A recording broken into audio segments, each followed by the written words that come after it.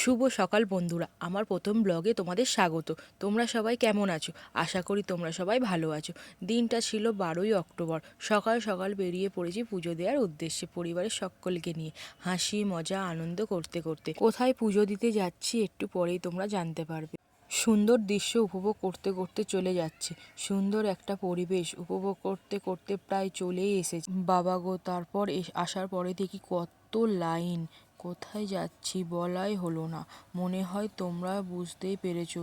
হ্যাঁ, ঠিকই ধরেছো, আমরা নৈহাটি বড়মার কাছে পুজো দিতে এসেছি।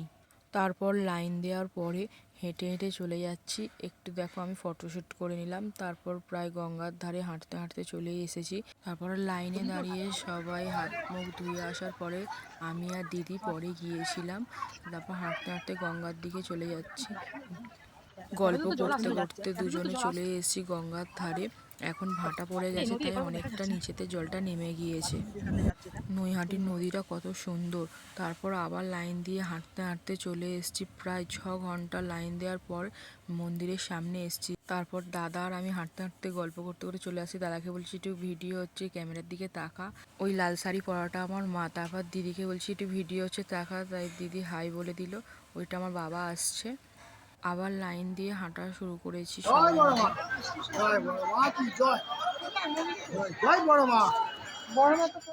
তারপর দেখো বড়মা দেওয়ার টিপটা পরে নিলাম। আমার অনেক দিনের ইচ্ছা ছিল বড়মা দেওয়ার টিপটা পরার।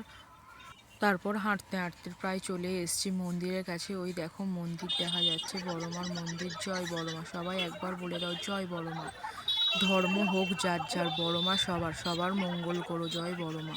তারপর মন্দিরের ভেতর ঢুকে গিয়েছি। প্রথমবার গিয়েছি, কিন্তু মনেই হচ্ছিল না যে প্রথমবার গিয়েছি। বড়মা গা কাঁটা দিয়ে উঠছিল। যেই বড়মার মুখটা দেখলাম সব ভুলে গেছি। অনেক কিছু বলার জন্য গিয়েছিলাম, কিন্তু কি বলবো না বলবো কিছু বুঝতেই পারছিলাম না। শুধু বড়মার দিকে এক সায়ে তাকিয়েছিলাম, আর দু চোখ ভরে শুধু চোখের জল বেরিয়েছে। অনেক ভিড়ের মাঝে বড়মাকে দেখছি আর মনের কথা জানাচ্ছি। পুজো দিয়ে দিয়েছি সবাই মিলে। তারপরে পুজো দেওয়ার পরে সবাই মিলে একটু ফটো তুলছিলাম। তারপরে একটু খাওয়া দাওয়া করলাম। তারপর বেরিয়ে এসেছি ওখান থেকে প্রায় সন্ধে সন্ধে। তারপর দক্ষিণেশ্বরের মন্দিরে যাচ্ছি।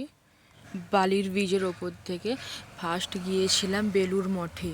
তারপর ওখান থেকে কিছুক্ষণ থাকার পরে ঘুরে বেলুড় মঠে অনেকটা সময় কাটিয়ে সবাই মিলে, অনেক ভিড়, সন্ধ্যায় সন্ধ্যায় হয়ে গিয়েছিল, প্রায় বন্ধ হয়ে যেত, তাই ওখান থেকে বেরিয়ে দক্ষিণেশ্বর মন্দিরে চলে এসেছি। আমরা সবাই মিলে পুজো দিলাম। দক্ষিণেশ্বর মায়ের মন্দির দেখো, লাস্ট মুহূর্তে গিয়েছিলাম, প্রায় বন্ধ হওয়ার মুখে এসেছিলাম, তাই তাড়াহুড়ো করে সবাই মিলে পুজোটা দিয়ে দিলাম। তোমরা তো জানোই ক্যামেরা অ্যালাউ নেই, তাই আমরা ফোনটা জমা দিয়ে চলে গিয়েছিলাম। কিছু বেলুড় মঠ আর দক্ষিণেশ্বরের ফটো ক্লিপ দেখে নাও। আর ভিডিওটা ভালো লাগলে আমার পাশের থেকেও লাইক কমেন্ট শেয়ার করে দিও। টাটা বন্ধুরা।